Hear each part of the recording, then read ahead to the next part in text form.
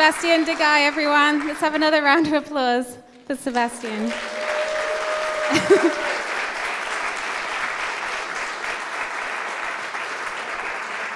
That was amazing and such a great kickoff to tonight's event. So, hello everyone and welcome to the Gnomon School of Visual Effects, Games and Animation for the second annual Substance Days Hollywood event. We hosted the first ever Substance Days here at Gnomon last year, so it's a real honor for us to be hosting this awesome event once again this year. So a big thanks to Algorithmic for bringing Substance Days back to Hollywood. And what an amazing turnout. Thank you so much, everyone, for coming tonight, both here on the stage and those watching on live stream and YouTube as well. For those watching online, we actually have a special treat for you. If you'd like to share the live stream or YouTube event URL on Twitter tonight using hashtag Gnomon, that's GNOMON, Algorithmic will be selecting one lucky winner at random at the end of tonight's keynote. So you will win a one-year subscription to Substance, so that's access to the latest versions of Substance Designer, Painter, B2M, and Source for one whole year. So that's super awesome, and get tweeting if you're watching online tonight. We have more prizes for stage audience tomorrow, so make sure you come back tomorrow for that. So it's such an incredible opportunity for us to have so many of the Algorithmic team here with us this weekend. I believe there's around 18 of the staff here this weekend, which is amazing. So super excited to hear direct from Algorithmic founder and CEO Sebastian Deguy in just a moment too. But first I'd like to invite our games education lead here at Gnomon, Anton Napiarala, up to the stage to say a few words ahead of Sebastian's keynote. So Anton is right here. Thank you, Lynette. As Lynette said, I am the education lead for our games department here at Gnomon. I'd just like to thank Algorithmic for their partnership with us and continued support. You know, we couldn't do it without you guys. Substance suite of software is such an important part of the outstanding and award-winning work that our students do. And I'd just like to say that last year, this time at Substance Days, I talked to Sebastian and Alexis, and I said how excited I was that Substance and Algorithmic were such a big part of all of the projects that our students did coming through the games program. And a year later, I'm really happy to say that we're now adding Substance training to our entire program for all of our students. So it's just such a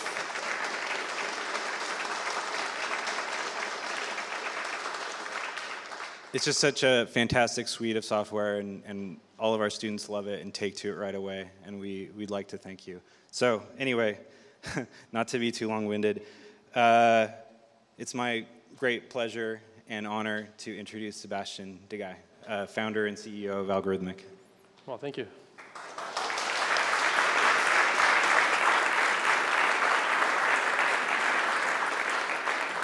Thank you, Anton. Thank you, Lynette. And thanks to Gnomon Workshop as well, to the School of Visual Effects and Animation to welcome us again this year. It's very much appreciated. It's a great honor for us as well. So lots of honors. But anyway, so I'm Sebastian. I'm indeed the founder and CEO at Algorithmic. I'm very, very happy to be here tonight for the second time. So it's the second edition of the Substance Days. And welcome to you all. It's amazing to see you all here tonight. And again, like a few words about what Substance Days are. It's a thing dedicated to the community of substance users or abusers, but dedicated really to the people actually producing stuff with substance. We produce the tools, you guys produce the content, and it's actually very, very good to see what you guys have been producing. We'll see more tonight, obviously. But basically what we wanted to do was to create such an event where we could actually meet with the people behind the images that we show and we see on sites like ArtStation and everywhere. So it's really something that we wanted to do, to actually meet these people, you guys, and share some information, share some tips and tricks, and you guys to follow like masterclasses, info, get some announcements, etc. And it's also a way for you guys to meet together and exchange about substance and other stuff as well. So what are the Substance Days? Substance Days are 3 days event. I mean, the Substance Days in Hollywood, because we have more now. We have some more Substance Days all over the world. But this edition, which is the biggest one, is 3 days long. Today we have, I mean, for this edition, we have more than 600 registered people, which is huge and unexpected, to be fair.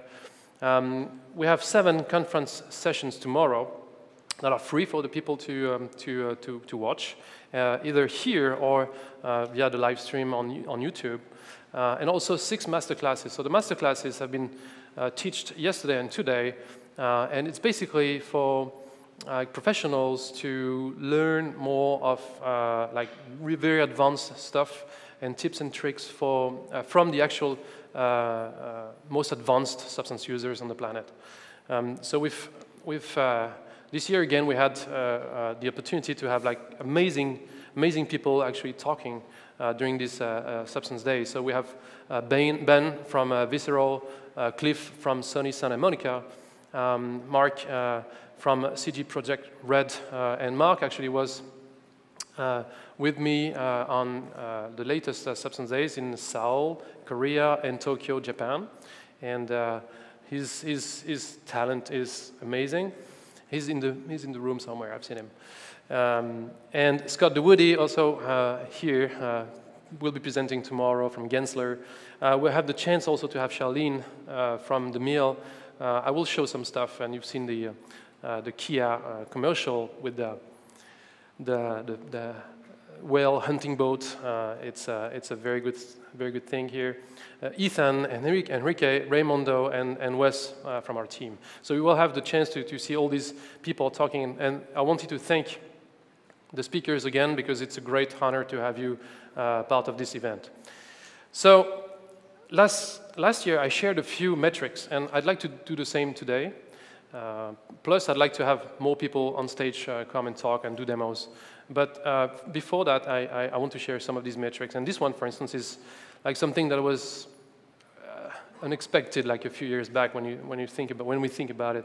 Like this number, like 95+% of AAA game development teams actually use Substance in a very advanced way. It's not like one license, one guy trying out Substance in somewhere. It's really like heavily used on most of the AAA game development studios all over the world. So here you have an example where with Epic's Paragon, and actually that guy has been textured by how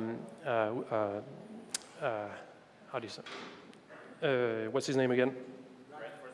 Brad Smith, thank you. Brad has been texturing that the Crunch guy on Paragon. It's amazing work. We've been showing at GDC earlier this year. Also, maybe you've seen. Okay, interesting. Maybe you've seen this game, Horizon Zero Dawn, made by Guerrilla in Amsterdam. Again, same thing, using Substance heavily, and Arcane Studios back in France for Dishonored 2. Great stuff, and we couldn't be prouder to see all this amazing art being produced using Substance. A few more numbers. Does it work? Yes. That number is interesting as well. 2.3 million launches of Substance Painter last quarter alone. So it's a lot. Again, it's a lot of launches and not that many crashes, which is good. I mean, less than a certain percentage, but still crashes anyway. But yeah, no, it's a very good number. And for Substance Designer, I think it was about 500,000. So Substance Designer is more technical, so it's not like a big surprise that it's less utilized in some degree. But that we were shocked, basically. That numbers grow over the year and up to that level now. And actually, we're pretty much beating these numbers every quarter, basically. Substance Share also, which is our sharing platform that you may know of, which is where you can upload your substances, your 3D meshes, your scripts, whatever you find useful for the community, and for the community to get for free and use in the way they want. And there are today 100,000 users, and there has been 2.3 million downloads of assets from Substance Share overall since inception. Again, this is really a huge part of what makes I think the community is so great is about the fact that they exchange, they share their knowledge, and actually a lot of people are using it, and it's good to witness. This as well is interesting. Last year we didn't have Substance Source, so we launched it back in October in last year, and Substance Source is our library, our own library of content, of materials. And since inception, we've seen 500,000 downloads of materials from Substance Source as well. So I strongly invite you, if you're not familiar with Substance Source, we will talk more about it tonight. But I strongly invite you to check it out. It's really super high quality, very impressive content. And I'm proud to actually show this number tonight. All right. That number also means something to the people who know, and Leo from Outstation, you know what that means. We're not at your level yet, but that means that we have 1.7 million visits per month on our website. So it's, again, a very huge metric. I'm very proud to show again. Maybe these are numbers for me only to show good stuff, but yeah, it's really impressive. That means that a lot of people are actually coming to the website and get some information. This is why we want to put so much focus on all the information you can find on the website, like all the tutorials, but as well as all the experimentations that we do, like for scanning materials with a smartphone, for instance. You can go to our website and learn how to actually do that and ship that. And it's not only substance related. It has to have some sort of a link with substance, but not always. It's not always. It's not mandatory. So the more info we can put on our website, the happier we are.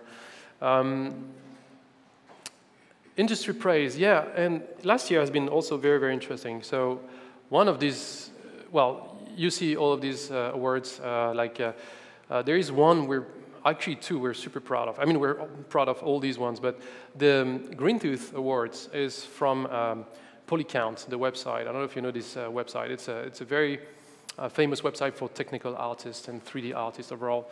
And they decided on, like, well, we should give awards for the first time, and they called it the Green Tooth Awards. And we got 2 out of I think it was 5 or 6 categories, and we got 1 for the best company. Best tool provider, and also got 1 for actually that guy here, Wes McDermott, who will be talking later, for exceptional polycounter. There is one also we keep losing, which is the Develop Award. We are finalists. We've been finalists for the last 2 years, but we keep losing every year. So maybe next year.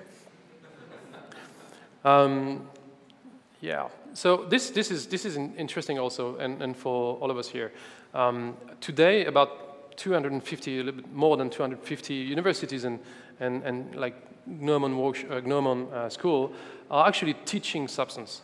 And today there are about 15,000 students being taught Substance. So that means that the industry can count on people knowing Substance when they get out of school. This is very important. So because if you're actually setting up a pipeline and using pipeline in that Substance in that pipeline, you're pretty much sure to find proficient people with Substance in the years to come. And on top of that, last year, if you remember, we launched this free edition for the students for personal use. And it worked out well because we have today 30,000 free student licenses and 2,000 free teacher licenses as well. So it's a lot of people actually being trained, learning how to use Substance. And it's a good news for us, obviously, but it's a good news for studios and creators alike, so that you're sure you can find proficient people. All right, so time for first announcement. We realized with all these free licenses for the students that at some point, when I've been a student myself, so a long time ago, but basically when I went out of school, I had no money, I was broke. And we know it's the case for a lot of people. The thing is, we've seen a lot of students coming to us and say, well, I've been using this free license, but now I haven't still found a job.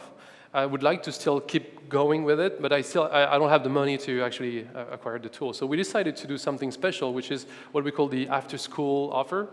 which is basically half the price for like the subscription for the Substance Indie, which is, by the way, the same version as the Pro. There is no difference in the versions, in the tools themselves. So we decided to say, well, it's half the price for the year after you just graduated. So if you're a student, you can benefit from that like right now or when it's ready. I hope it's ready. But it's, we wanted to launch that tonight. So that's the first announcement I will make tonight. All right, so you know our past is really into games, and we come from like the game development community, and most of our users are game developers. That being said, it's last year when I was presenting the number, actually the first number I showed you, like 95%. Last year is 85%, so I was super proud already. So now it's 95%, which is good. But last year I was telling, well, we expect and we hope we see the same kind of growth in animation and VFX industries. And this year it actually happened. We are seeing a lot of studios, VFX and animation houses, using Substance in a heavy way. Like Anton was saying, basically, it's spreading, and that's a good thing.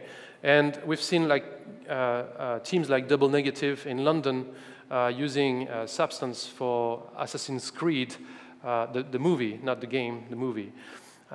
So this, for example, the Animus has been entirely textured using Substance Designer, I think, and I'm pretty sure actually. So this is one of the first movie AAA like type animation VFX work that has been using Substance heavily, and I have a few more shots. Oh, sorry, no. And also on Logan, if you've seen it, the bullets here are CG. The bullets in the arm are CG, and they're textured with Substance. Obviously, you don't see much, but it was a good feeling to know that Substance had been used on that. Also, you've seen that commercial, and it was a Super Bowl commercial for Kia Motors, done by The Mill here in Los Angeles, by Charlene, actually. And the boat was actually textured using Substance, so that's Substance Painter in that case. So we are fortunate enough so that we have this screenshot of Substance Painter in use. Also, sorry about that. Also, these guys from Real Time UK have been using Substance. Also, you've seen it in the trailer at the beginning for this cinematic game cinematic for war robots. And again, that was beautiful work.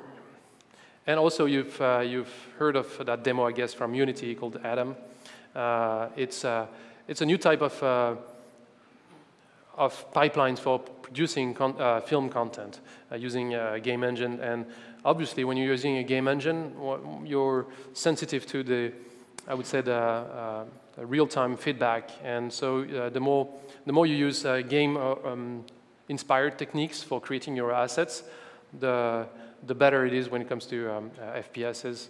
So we're very happy to see Substance being used again on the main character. Here I have a few screenshots to showcase this for Substance Painter. And so that was for animation VFX, but that's not the only thing that has been the only field, sorry, that has been adopting Substance. Actually, we've seen adoption in other fields like architecture and design and industrial design. And this is a good example here where I could have shown many, but you have seen a few in the video at the beginning. This image by Ibrahim Saad for an architectural environment has been made using Substance again. So like, I invite you to look at our website and see the kind of details you can put on all the materials to make it look basically real. One more example is this guy.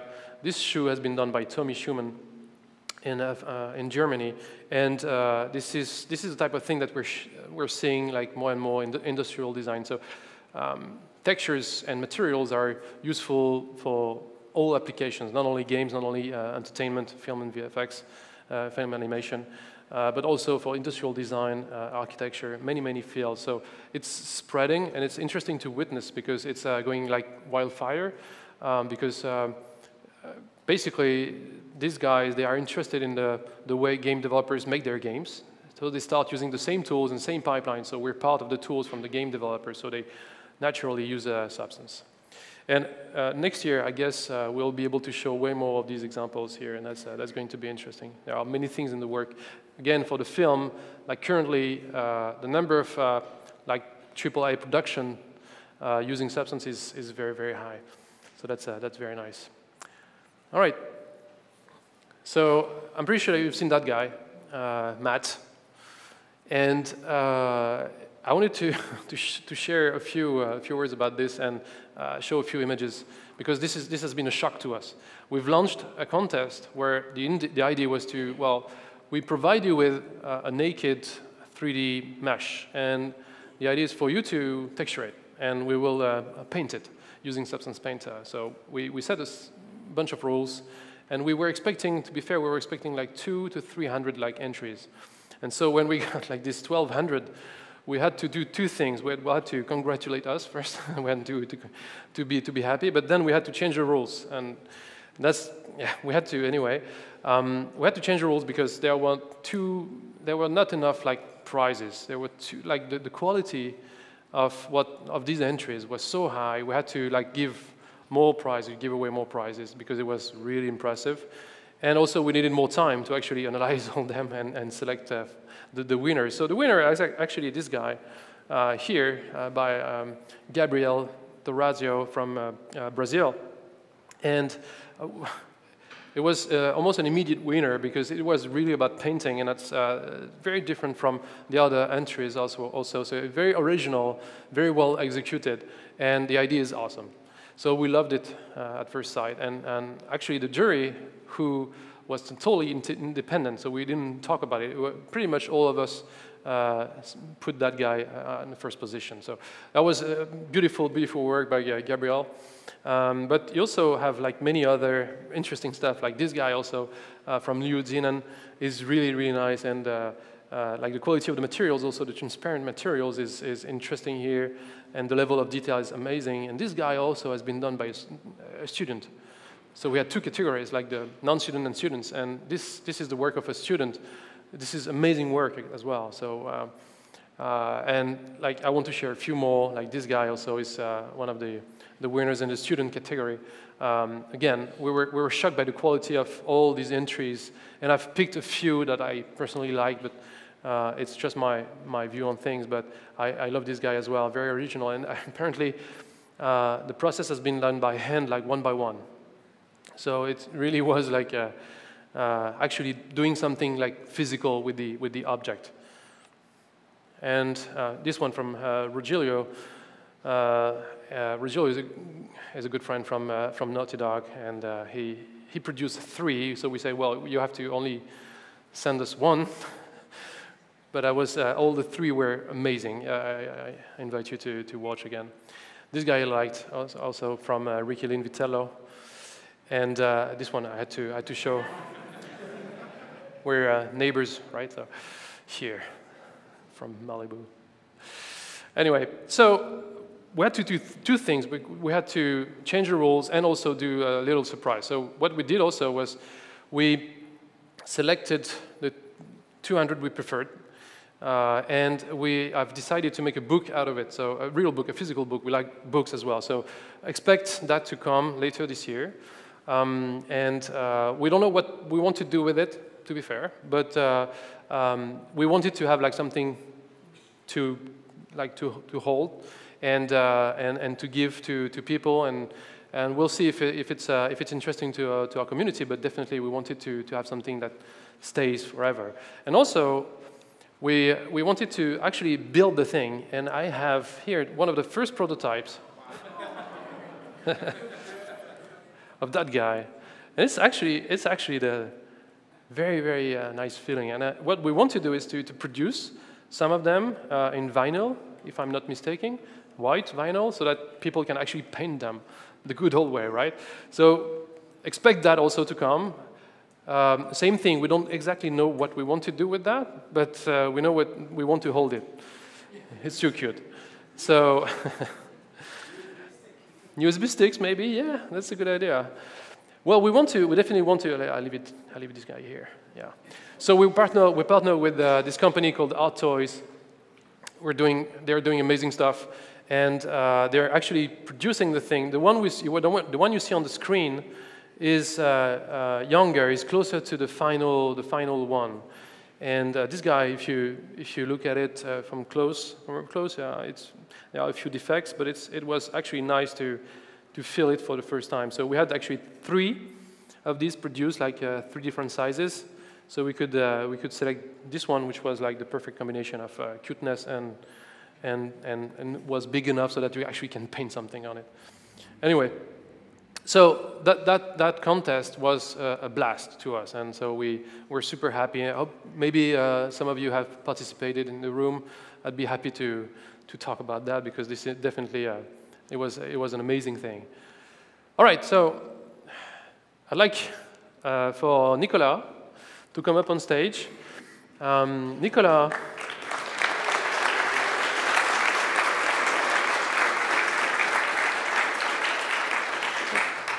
Thanks for him. Nicolas is a product manager for Substance Source, and we'd like to share a few words about Substance Source, where it's coming from, where it's going, and Nicolas has an interesting background he will tell you, so okay. You want that? Thank you. Sure. Okay, afternoon everyone.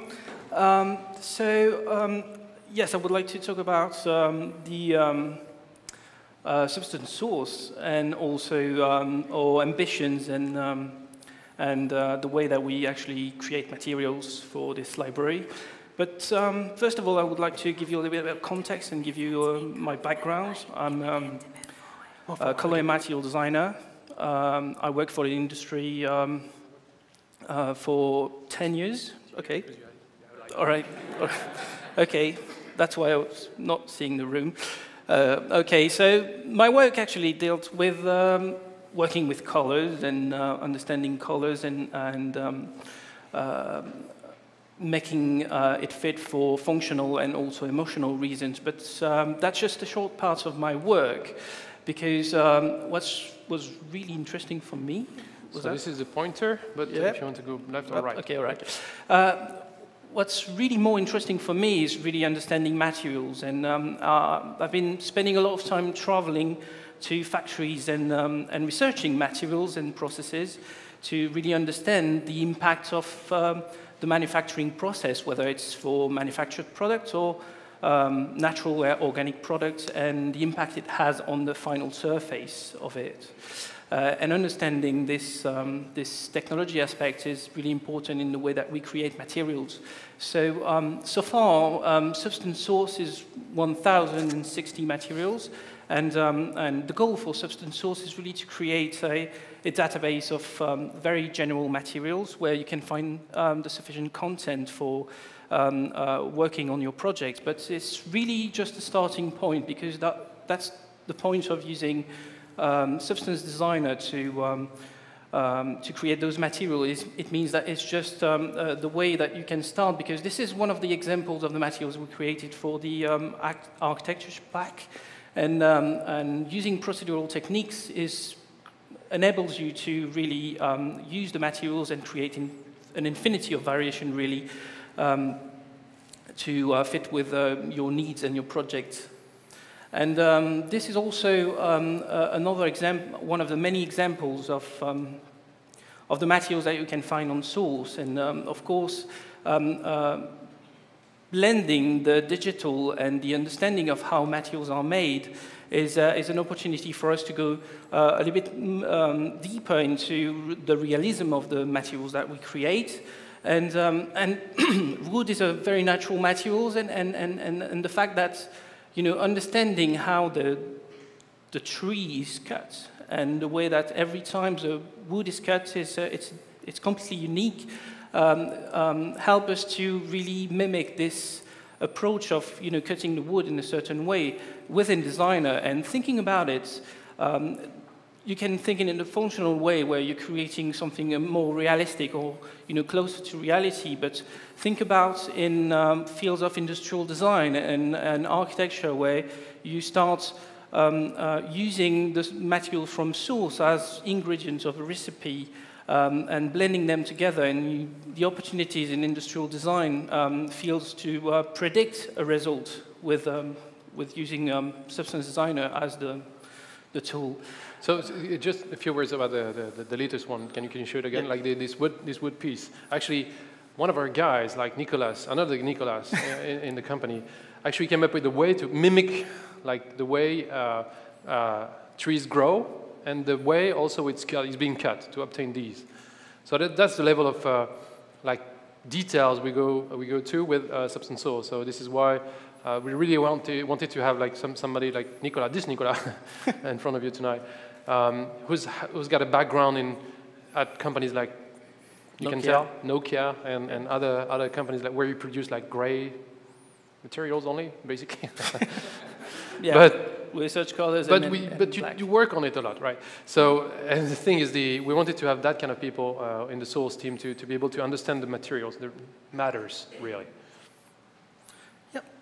And so, but this is just one approach to creating material for Substance Source, because we built another pipeline to create materials for Source, and it's about scanning.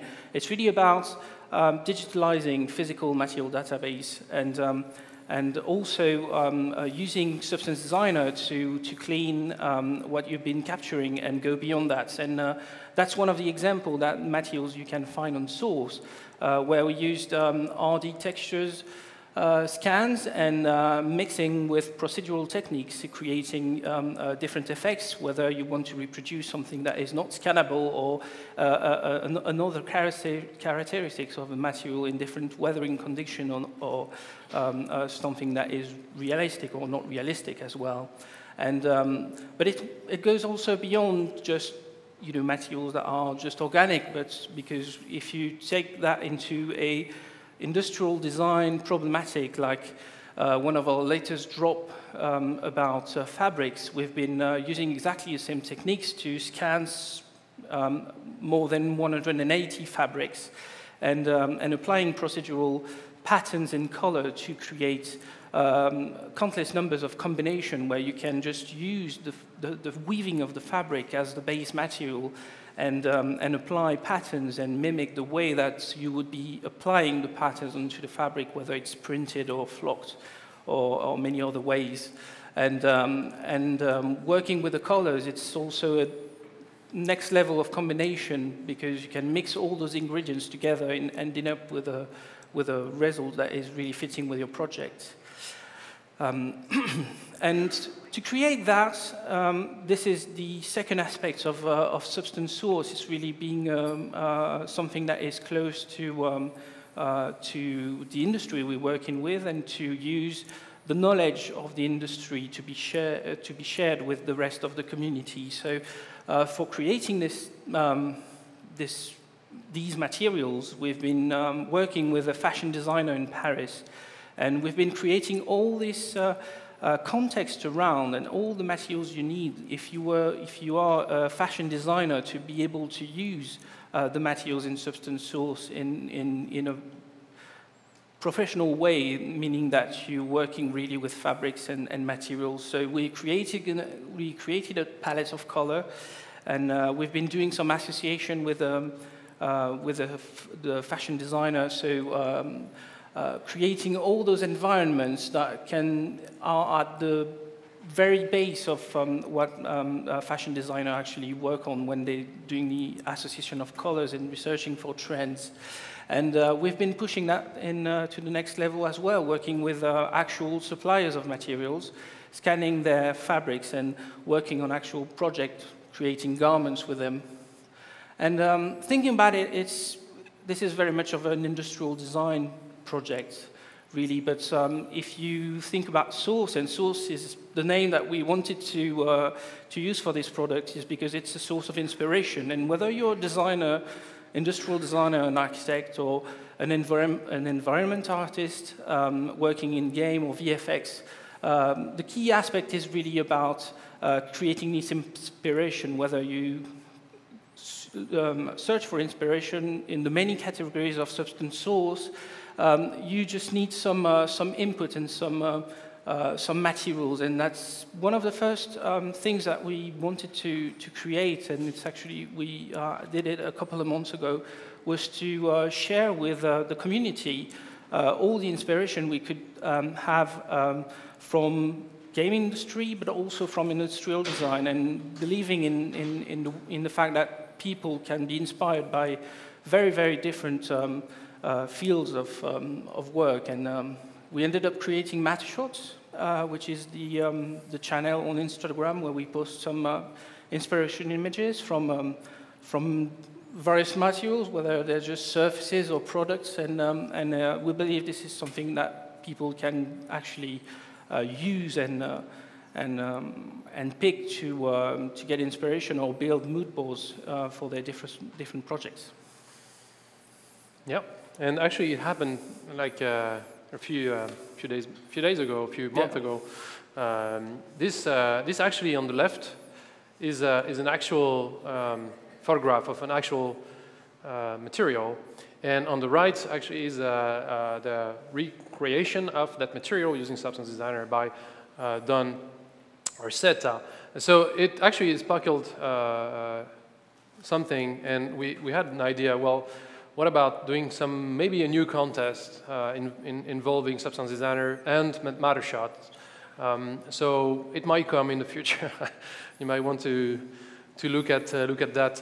It might come in the future. So Substance Designer centric contest plus Matter Shots coming soon. So thank you, Nicolas. Thanks. And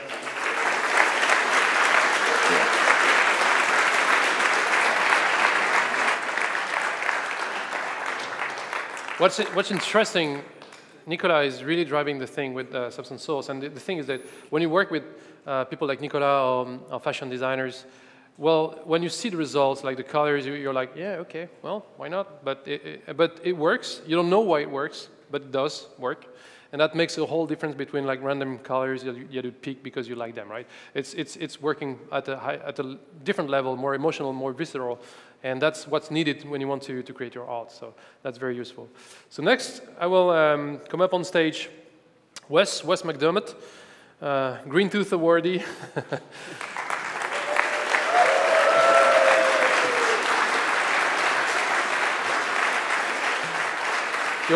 You're a star.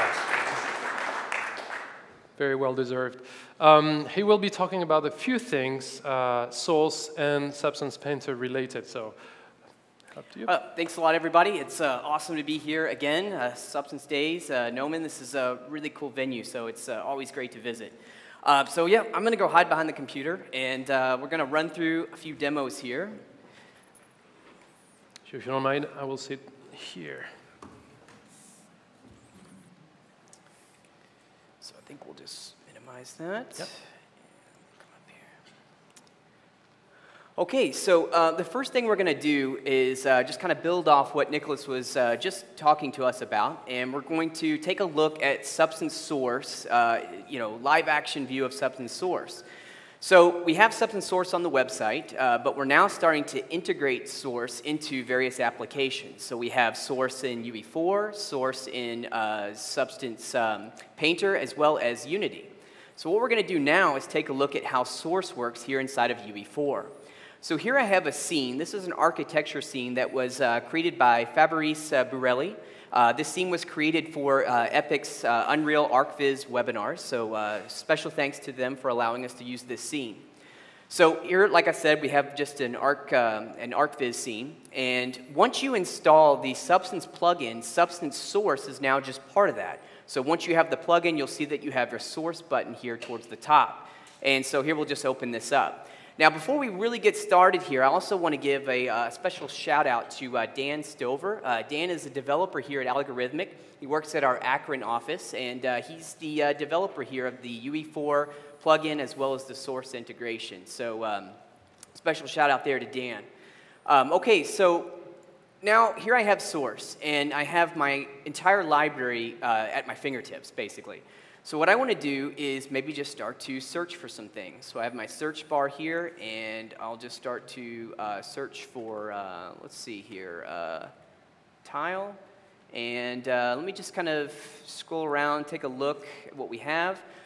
Here's a pretty interesting one, this dark gray tile. So let's say that I want to use this. So here I will just open this guy up here. Let me just expand interface. It's the beta. Yeah. Okay, so what we have here is I figured that was going to happen. We're having a little bit of a connection problem. So what I'm going to do is just kind of log out. Oh, Ooh. that's fun. All right. Of course, that always happens to me, you know. All right, just bear with me a second. We'll launch it back up. That's why people love you, because you're human, right? Yeah, well, it's part of the live presentation. It is. So yeah, what was going on there is just a little bit of a connection issue. So we're just going to open UE4 back up, and we will tackle this again. And we'll get through it this time. So here we are. We're just opening up the presentation again here. Be just a second. And then when we log into Source, what I'm going to do is actually log in, so we'll get to see the entire process. All right. So here we are, we're back in Substance Source. We're going to open this guy up. Now, this is what you see when you first load up Source, so it's going to start loading up all of the thumbnails. I'm going to come over here to my login, and then I'm just going to log in from scratch.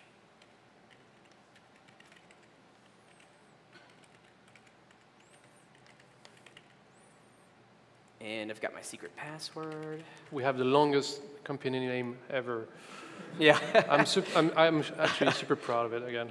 All right, so let's do this again. So let's say I'm starting to look for tile, and we'll come through here. And like I said, we want to do the dark gray.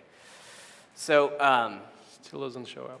Oh yeah. Oh, there you go. So here I'm going to just take a look at the, just kind of a quick overview of what this looks like. And you'll see I get a view of the material, I get a view of my maps, just like you're used to inside of Source. And so let's say I like this, I want to use it, so I'm just going to click download here, and then instantly here in UE4, the material's just placed here within my content. So now I'll take this material and just drag and drop and just add it right here to my scene. And so since this is a substance, we have all kinds of properties that we can work with. So let's take a look at some of the properties we have. So first thing, I'm going to set this up to a 2K resolution. Now I need to adjust my tiling, but before I do that, I'm actually going to change my pattern selection here. So to start, we've got this square. I'm actually going to change this here to basket.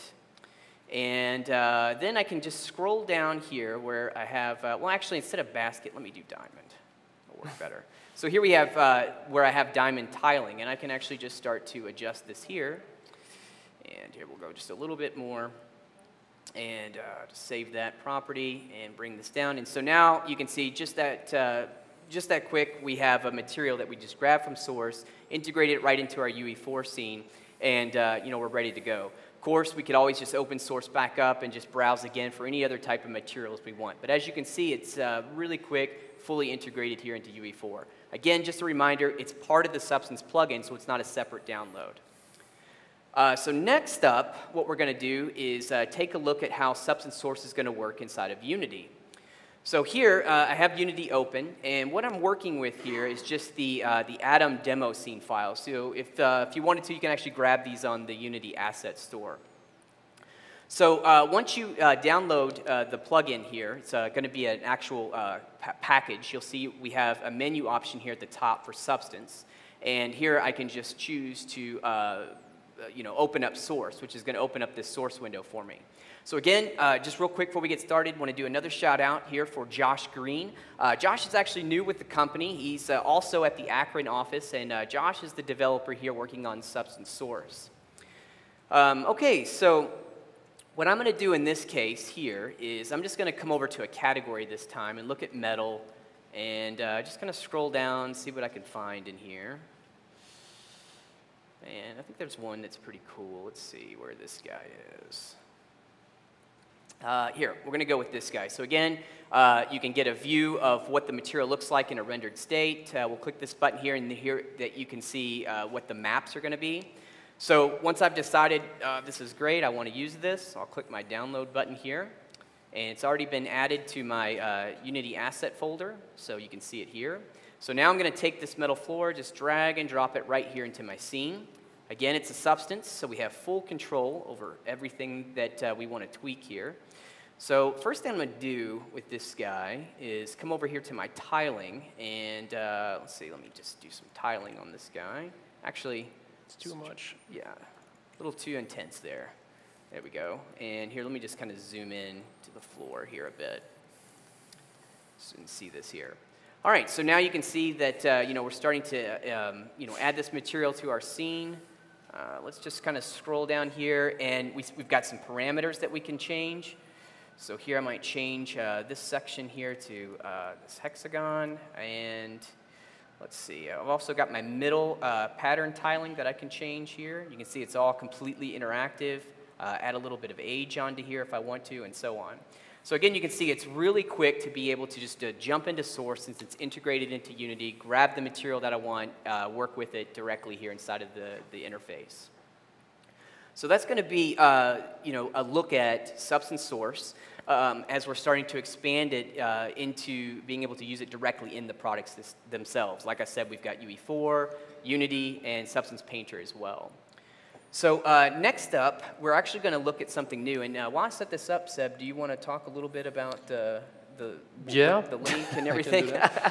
So this is by the way, the plugins, they're coming. I don't think they're out yet, but they should be coming soon out. It's actually a great way. Like I was talking about architecture, for instance. For architecture, UE4 is very used actually, and so having the ability to load up your scene directly in UE4 and try out many materials from source is a very, very good thing, I believe. Are you good to go? Yep, good to go. Okay, so a new thing that we've talked about, I think we talked about this last year, right? Did we not? Okay, we've talked about it somewhere, I'm pretty sure. Maybe. But we do too much of that. Yeah. So what we have now is a new plugin that's part of Substance Painter. So you'll see underneath here I have my plugins. I have this new Unity link. This has actually gone live. I think it was today. You can get yesterday, it done. yeah. Oh, yesterday. Yeah. It's on Substance Share. So if you go to the plugins, you can see the Unity link plugin. So you can download and work with this today. And what it does is it establishes a live link between Substance Painter and Unity. So you have the plugin you install here inside of Painter, and then inside of Unity, you import it in the package, and now you're ready to go. So for example, I've got the Atom mesh here, and if I want to send this over to Substance Painter, I can just right-click, and there's a Send to Substance Painter option. So what this will do is send this mesh over to Substance Painter, and of course you'll see all the texture sets. These are all the materials. And so now what I can do, if I just come over here and I just start to paint on this, so here I'll just add just a detail into here. And so what you'll see here is it just updates instantly in Painter as I'm working. So here in this case, I've got Painter and I've got Unity working side by side. Let's just make something else here. We'll Can we come get in. turn around like play mode or something? Yeah. Play it into here. So yeah, we can even work here while we're playing. So we've got a little animation here as we're working. Come back over here to Painter. Yeah. And we'll put a new detail into here. Can I play the art director asking for modifications in real time that you can actually do this time? Yeah. Okay, can I take my French accent for being the art director? Yeah, of course. It Okay. has to be. I can do my super sick French accent. So can you make it more the yellow more yellow, please? Or the yellow part more red? Can you make it red? Yeah. Okay. So here I've got one material that I've already been working on, so I'm just going to disable this yellow material There you here. go. Oh, And that was too easy. So can you do something more tricky, please? More complicated? Okay. All right. Yeah. Oh, you get the idea. Yeah. So now here you can see we've just got a live link that's established here between Substance Painter and Unity, and you can move back and forth pretty quickly. Another thing that's pretty cool about this plugin is that you can actually pick this up after the fact. So say what happens is the Substance Painter project gets saved, and then so if you close Painter or you close Unity, and the next day you pick it back up, you can send this back over to Painter, and it's going to pick up the Substance Painter scene that you had before. So you don't lose any work or anything like that. And it works great. It's a very seamless workflow. And so one of our developers that worked on this is in the audience here today. His name's Jeremy Booney. So just a nice shout out to Jeremy. Excellent work on the plugin. So that's going to be our Substance Painter. We'll look at this new link. One last thing that I kind of want to describe with this is you'll see that once the plugin is enabled, As you can see here, you get a new icon up here, and then also we have the ability to pause the live link and enable it once again if you need to. Awesome. All right, so next thing that we want to take a look at is the Anchors demo, right? Yeah, the new thing. I don't know if you've seen it, but yesterday we released a new version of Substance Painter, and this is one of the key features for this new version. It's called the Anchors, anchor points, and it's really powerful. And we will show you 2 demos tonight. Do you want to say something? Yeah, so here I'm just going to load up a scene. This ship scene that you're going to see. This was actually created by a really talented artist, Jonas Runegard. Jonas makes a lot of the alphas, and we've licensed several of those here that you see in Substance Painter. So in the hard surface, these alphas here were created by Jonas. So here, I'm going to show just an example here of this ship. So let me just select this engine texture set, and I'll solo this guy. So if you saw the video tutorial, I kind of showcased this the other day, but I'm just going to show it one more time, and then we'll just kind of briefly talk about it in case you haven't seen it. So here we have this paintable mask layer. This is just a standard paint layer, and what I'm going to do, just disable all these channels, and I'm just going to paint just a pure white value on this guy to make it look kind of a bit cooler than just using a soft alpha here. Let me come over to my brushes. And I'll grab this Dirt 2 brush, and I'll just increase the hardness here.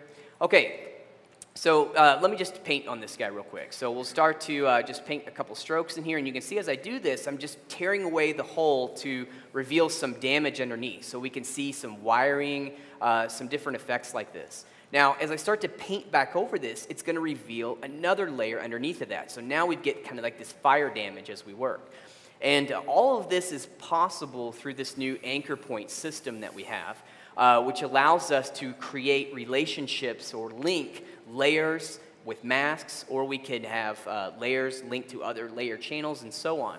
So just to give you an idea of how this works, again, like I was saying, I have this paintable mask where I've just painted this detail in. Here is the anchor, and you can see that it just has a name. You can name anything you want. We have this references, and as I highlight or mouse over these references, it highlights the layer that's affecting it. So for example, let's take a look at the wiring. So if I just click on that wiring, it's going to jump here into the layer stack, the mask fill effect that's utilizing this anchor. So basically, we have an anchor that's painting, and here we have a mask that's part of an effects stack, again, that's creating this mask. So on this mask fill effect, you can see that it's using the paintable mask anchor referencing the base color channel. What you can also do is vary the level adjustment to this as well, so it can help you to get different types of effects. And so that's kind of how the anchoring system works. It allows you to create, like I said, these very complex relationships between layers, masks, move data between the layer stack itself and the masks, which we weren't able to do before inside of Substance Painter. Yeah. It's almost like having a graph while you load up the other scene. It's almost like having a graph inside of Substance Painter without having actually to deal with the graph. So for people willing to reference, you could imagine have buffer layers onto which you paint stuff that can be used in many places after that and reference that. So this is the second example.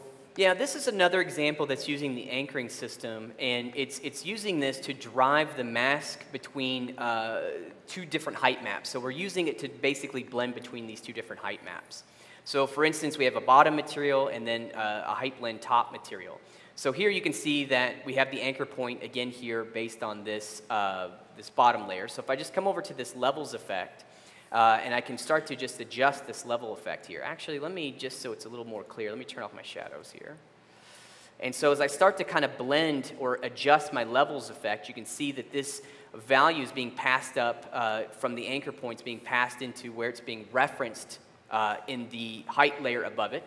And so by doing that, you can see we can start to just blend in this height like this.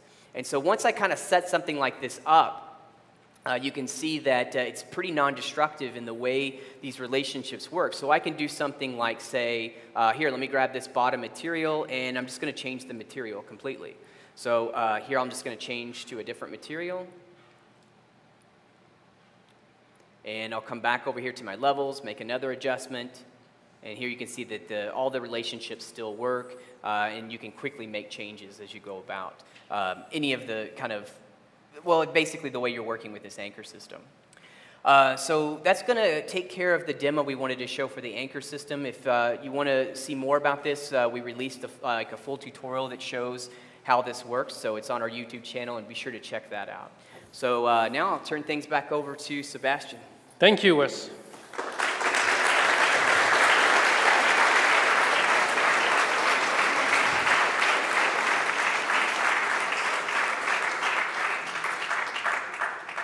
That was a great demo. All right, so that was for Substance Painter. Substance Designer, we won't have any demos, but I wanted to show you two things. I mean, one thing, but two examples of one thing, which is something that will come up with the next iteration of Substance Designer, non-square, scalable, fully scalable noise functions.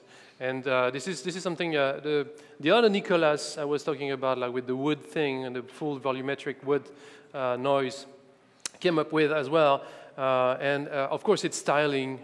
It's still tiling, whatever you do with it. So that was actually pretty complicated to achieve, but he made it. So I have two examples here of non-square, scalable, fully scalable noises, and that will come into the next version of Substance Designer. That will be super helpful, I bet.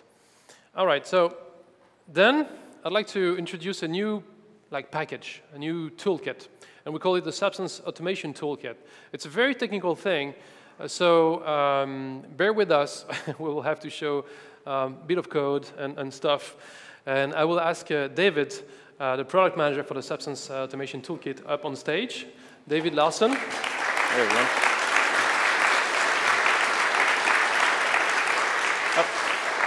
So David will be doing a demo of the Substance Automation Toolkit.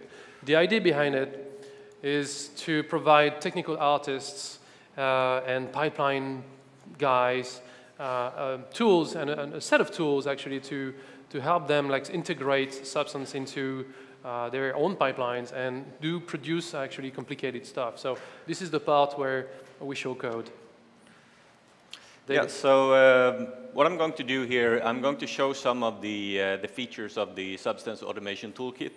And while all these applications are launching here, I'm going to start talking briefly, give you an overview of what it is. So it's essentially a Python API for doing pretty much everything you can do in Substance Designer, which open up some really nice and interesting abilities to create stuff using Substance. And the other thing is that it contains all the batch processors that we have had, which basically allows you to render out maps. You can bake maps for geometry, and by combining these, you can create some pretty spectacular things. So the first example I'm going to show is about texturing a set of assets in a consistent way. And what we're going to do is we're going to start with a set of weapons meshes. So these meshes were made by Tim Bergholtz. And it's typical game meshes. We have high-resolution geometry. We have low-resolution geometry that we're going to bake details down into a texture space. As you see here, we don't have any interesting materials on these. We basically, what I call a clown mesh here, which is basically colors representing material assignment. And in order to make this process a little bit easier, I have actually built a simple GUI on top of the Substance Automation Toolkit. So let me start that. Oops.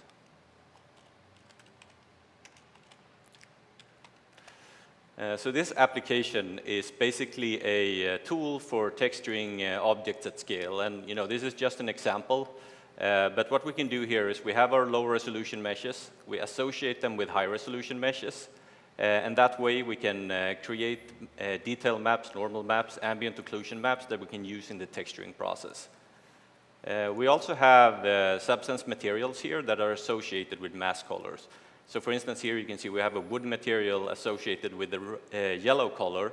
So if we go back here into Maya, we can see this part here. It makes a lot of sense to put a wood material on this one. So another thing we have here is a where parameter, and this is where things start getting interesting. Like texturing 3 weapons is perhaps not that much of a heavy task, but the problem is that, let's say you want to have different variations of these textures. So here I have a where parameter, which is basically allowing you to control how much wear you have on these weapons in a global scale. So all these materials also have a wear parameter, and when I change this one, it will actually propagate into these. So as we apply them, we can get different set of textures with different amount of wear. So when I press the bake all textures here, it will start processing here. And basically what it does, it starts calling our command line tools. And what it does, it's create these maps. So these are the ambient occlusion maps, the curvature map, and also this color from mesh map that we're going to use to assign materials. So we have one set of maps for each piece of geometry here. But we also have a composite network here. And this is actually completely generated out using our Python API. So if we look at what's actually happening inside of this network, is we have this multi-material blend node, which is a standard node we imported. And we have materials associated with colors here. So this graph basically represents all the relationships that I set up in this GUI here. You can also see we have input images here. This one is for the color ID in order for the material, multi-material blend to choose the right material. But we also have the position maps, the ambient occlusion maps. All those things go into these materials so that we can get effects from them in the textures. The final thing I want to point out here before go back to Maya is that the where parameter here that all these materials has been associated with a where parameter on the full network. So that means that from the command line, we can actually set that value. So if we go back into Maya and I load a visualization version of this, actually, let me take a look at the generated maps. So these are the maps that came out of the process here. So we have our normal map, our metallic map, and our base color map here.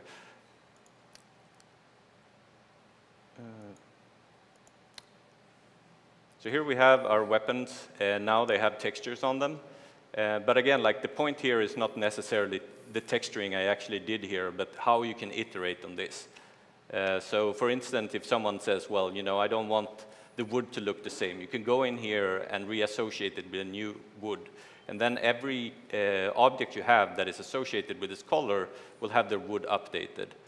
You can also go in and change the wear, for instance. So if we set this one to 1 instead, and then we rebuild, it will go in and reprocess all the textures so that when I come back into Maya, I can see the updated result. So for instance, as an example, if you have 50 rocks to texture, and maybe you want to use the same geometry for 2 different levels with different styles, you can easily set up scripts that automate the texturing process and generate different maps for different levels.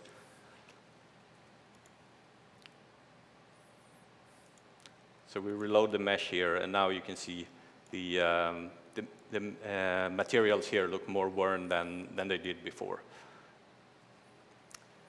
So the next example I want to show is a similar example, but it's not about working with multiple objects, but we're going to work with a large mesh here. So here we have a robotic arm here, and as you see, the materials, they look messed up because it's the same thing. We have color assignment in order to place the right material on the right place. So it's a mesh that has been done by Leo Riberol back in France, and it's actually a very large mesh that you've seen maybe in the video at the very beginning, where it's the robotic arm of that woman. And it's a beautiful piece of work, actually. And so these are the UDIMs. Yeah, so that's the problem with this mesh from a texturing point of view. We have 26 different UDIMs to produce textures for.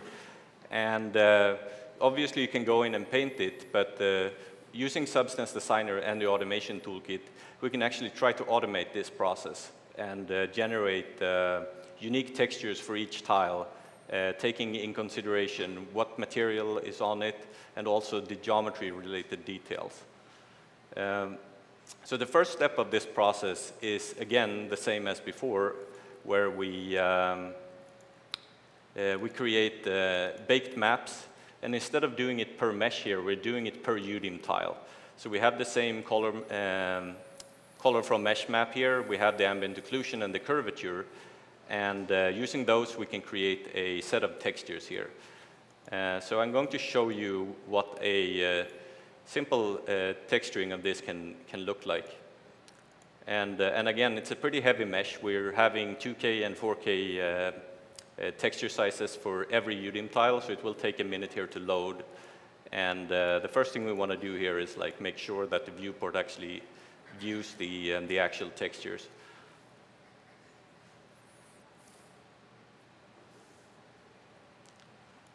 Give it wake up. So here we have our object with the textures.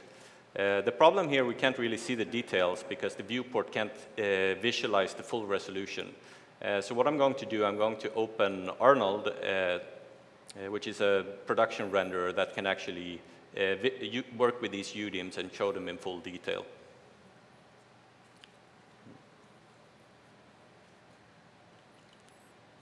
It takes a little while to get going given the amount of texture data we're dealing with here, but we should have a result here in a second. So here we have our model, and you can see we have a lot of detail in the texturing here now, given the massive amount of textures we're dealing with. And one of the interesting things with a workflow like this is that we can actually iterate much faster if we use the automation toolkit. So for instance, you can see we have a lot of scratch and wear on the green part here, whereas this orange part here, it kind of looks a little bit too flat here. So if we want to go in and fix that, we can start Substance Designer and load up the material network that we used. So here is the ARM assignment material network. And it's a very similar setup compared to the one we had before here. We have our images coming in here, our color map coming in, and we have all the materials here. So we're going to get ourselves a mesh that is representative, that we can actually edit the parameters for this material. So we can add a little bit of dirt maybe, and also go down and add wear to make it more consistent with the rest of the materials here. So when we have done this, I'm going to save the updated material here, and check Maya first. And we can go back into our command prompt here, just a second, and I'm going to get the so what we have here is basically a batch file that will reprocess my UDIM tiles here. So I'm giving it a command that says that, well, what I want to do here is I want to reprocess these UDIM tiles. I kind of cheated and figured out what UDIM tiles actually has the yellow materials to save a few seconds on the reprocessing here. So now, again, it's invoking the batch command line here, the command line tools, and it generates a set of maps for us.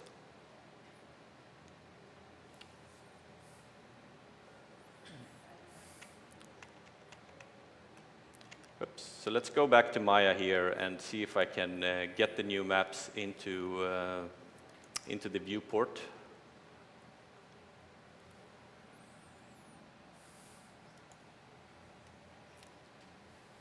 How many UDIMs on that guy already? 26. 26. Okay. So now we have scratches on this one, and I'm also going to try to get Arnold to actually visualize this. Flush, yeah. Flush the cache. And update the TX files. So now it will chew for a minute. And again, like these are just two examples of what you can do with the automation toolkit.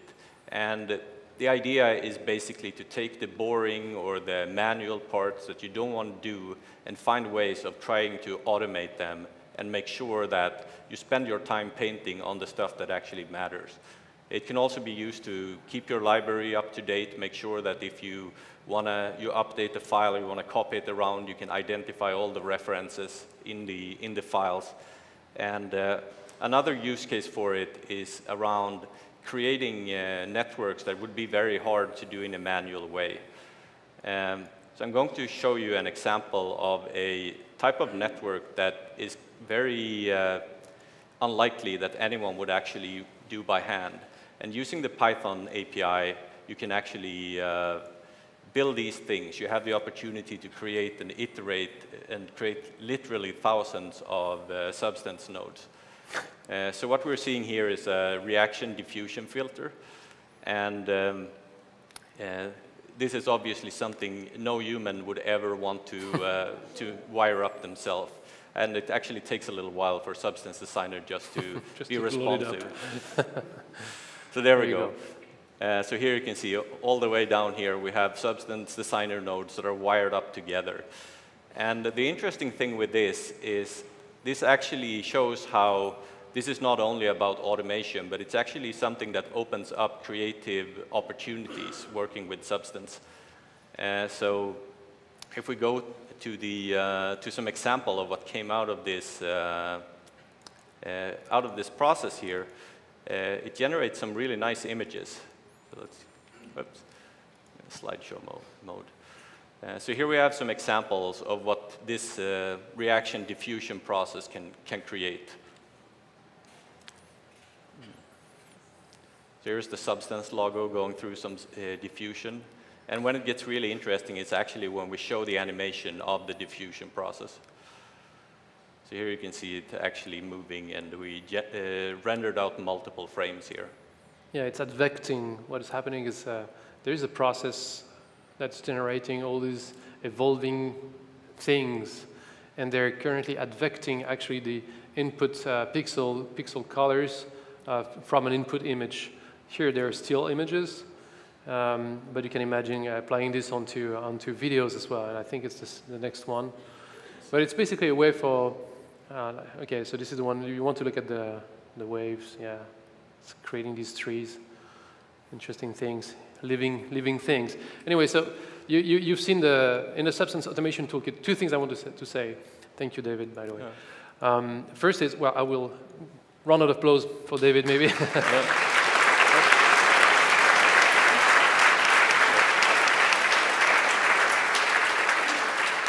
Thank you.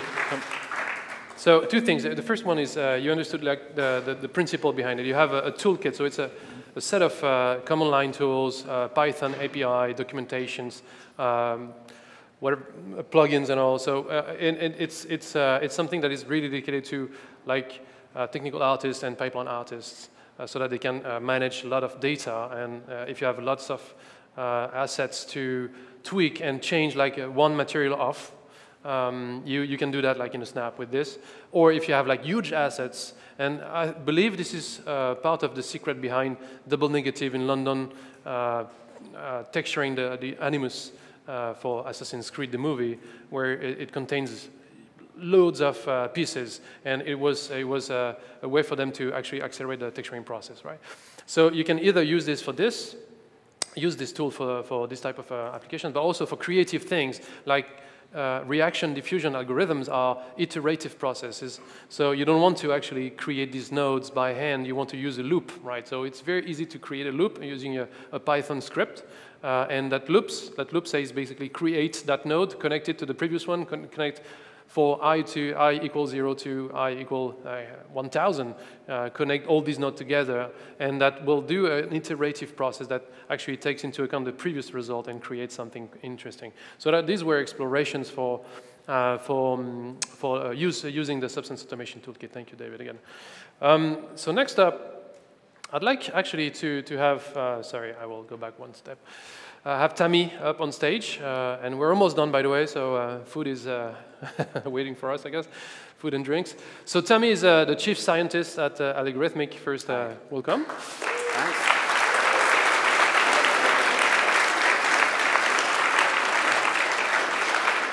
Thank you.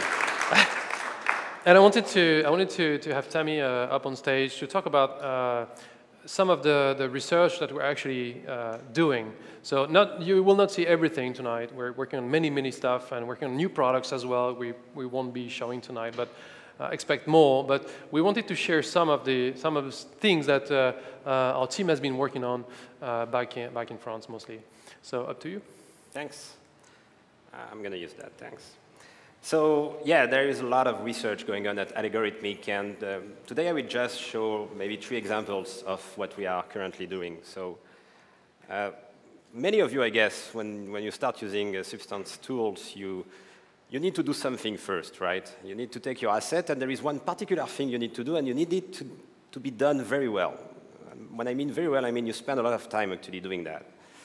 And that's basically...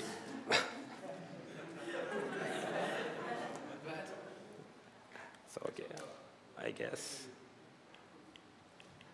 How do you do that? never used. All right, this is one. So thank you. Left and right. Okay, thanks. Sure. Yeah, the one thing you actually need to do is creating UVs, UVing your assets, and that takes a lot of time. And one reason for that is that computing UV coordinates for a surface is an extremely complicated problem. Actually, in the academic world, I'm a professor in my other life. In the academic world, this is a topic of interest for more than 20 years, and still no one has really completely solved the problem so far. So our scientists are actually working on developing a robust solution based on state-of-the-art methods to enable high-quality surface mapping, basically computing UV coordinates in a very stable way so that when you work on defining seams on your meshes and you spend so much time in organizing all the layout of your UVs, in exchange, our tools would actually provide very high quality and stable way of unwrapping it. So I'm going to show you a small demo. This prototype has been developed by Jean-François and Guillaume from the Paris office. And you can see on the right the live unwrapping, which is happening while you're actually cutting and seaming the mesh on the left.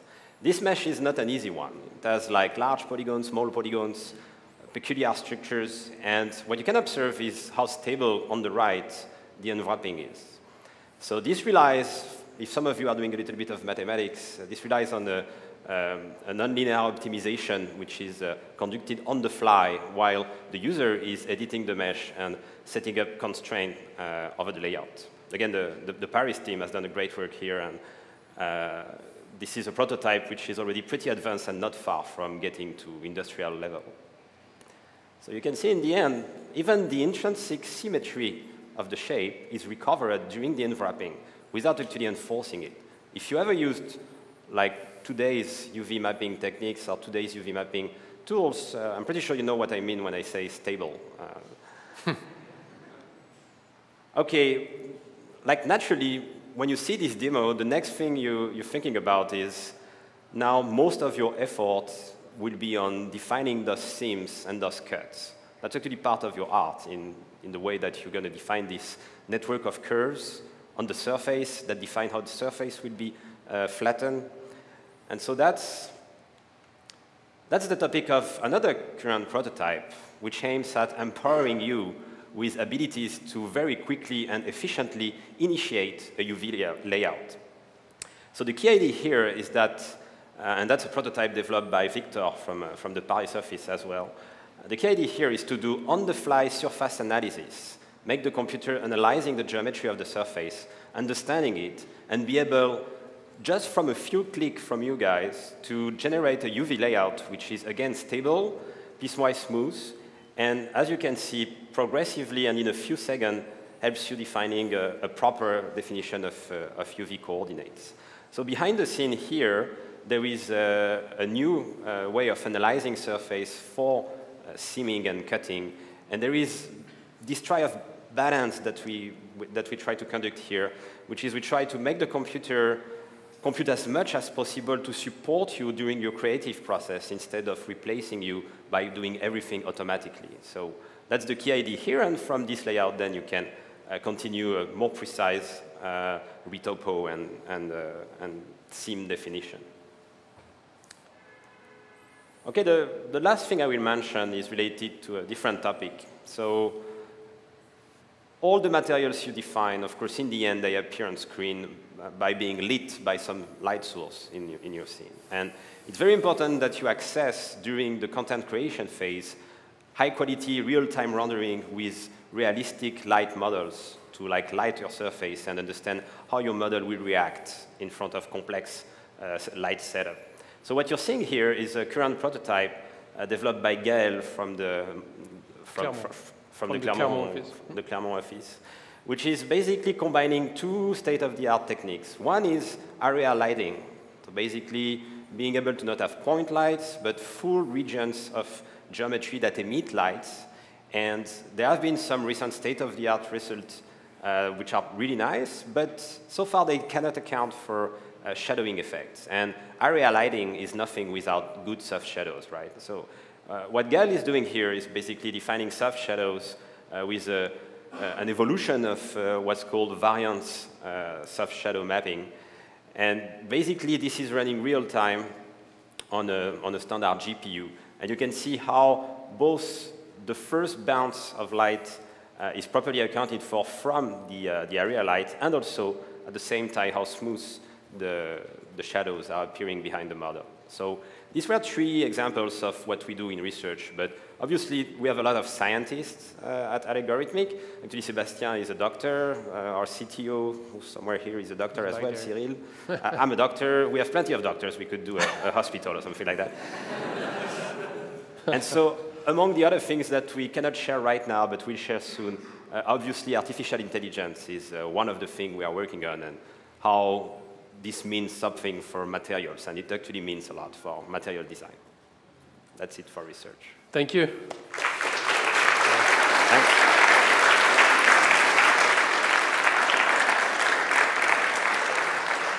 Thank you, Tammy. So Tammy and Cyril, they will be around tonight, so you can ask them crazy questions if you want. They are the guys for crazy answers as well. All right, so, well, thinking about science and computer graphics, we'll be at SIGGRAPH starting Sunday. Yeah, so here in Los Angeles, so hope to see you there. We'll have a booth, number 1107. Swing by, say hi. We'll be presenting stuff as well, and including a new AXF, well, AXF file coming from X-Rite TAC7 scanners, very advanced stuff. We can deal with the XF files now. And yeah, so a few more things to be said before we actually get into the beers and things. If you're like us, we're hiring. And so, yeah, if you're not a doctor, you don't have to be a doctor, but if you're interested in computer graphics, if you are willing to develop the next generation of Substance tools, let us know. We have offices in Europe, in the US, and in Asia as well, so pretty much everywhere. Not everywhere, but in many places. So tomorrow, you will have like public sessions I was talking about at the beginning. I strongly invite you to be here tomorrow. All day will be full of very cool information from Cliff, Scott DeWitty, Charlene, Ethan, Mark, and Raimondo and Wes as well. And we will be having also Ask Us Anything session here, so you can ask us anything, basically, at the end of it. I forgot to say something, by the way, about the Substance Automation Toolkit, the very geeky thing with code in it. It's basically, it's meant for, like I was saying, the high and the technical artists and pipeline guys. And it's not a free product, but we decided to make it free for, if you are indie subscriber, we decided to make it free for you guys. So that means you can geek out, try out things, including the creative things or the less creative things. So please feel free to use it. There is an expo that's opening up tonight called the Art of Substance 2. I strongly invite you to check it out. It's amazing, the level of, level of art you can see there. It's super high quality. It's something really touching actually to witness. Also, we'll have like the second edition of this book called the PBR Guide that has been like quite successful actually. We have the second edition, and Wes, who's the author, can sign it for you if you want that. It's available for $10. Last year it was $5. It's $10 now. It's a super good business.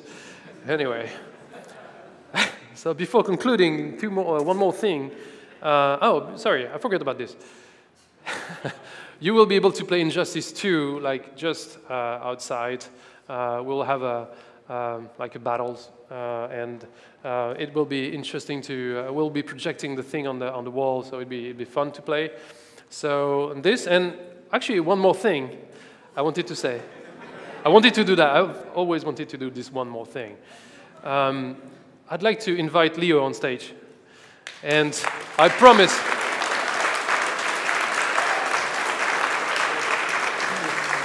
Thank you for being here. So Leo, founder and CEO at ArtStation. You all know ArtStation, obviously. So I promise it's the last thing, and we'll be done after that. But Leo has something to say. Are you? Yeah, you go. Is it on? Hello, everyone. Yeah. So yeah, it's really great to be here. Thank you, Sebastian. And yeah, and this is really amazing to be out here. Now, since the beginning of ArtStation, we have had a really fantastic relationship with Algorithmic. And you know, our companies, we work together a lot.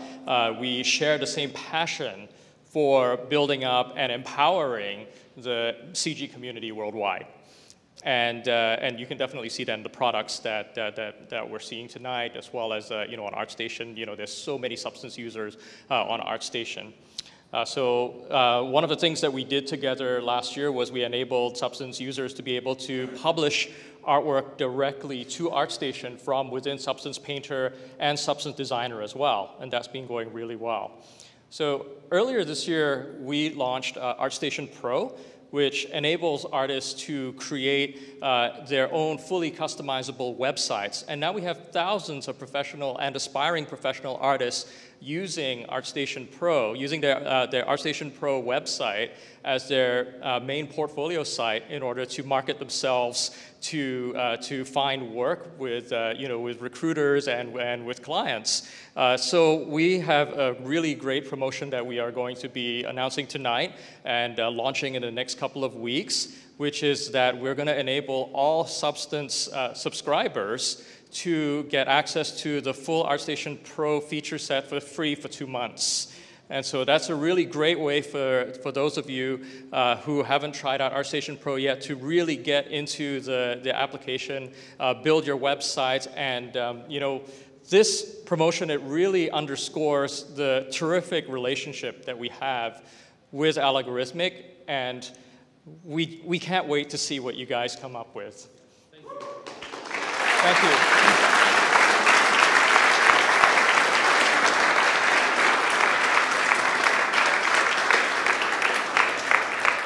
Thank you, Leo. Yeah, I think that will be super helpful to all of you out there willing to showcase your work. Right, ArtStation is the place to do that. So we're very, very happy to be doing this with you guys. All right, so that's done. Thank you, guys.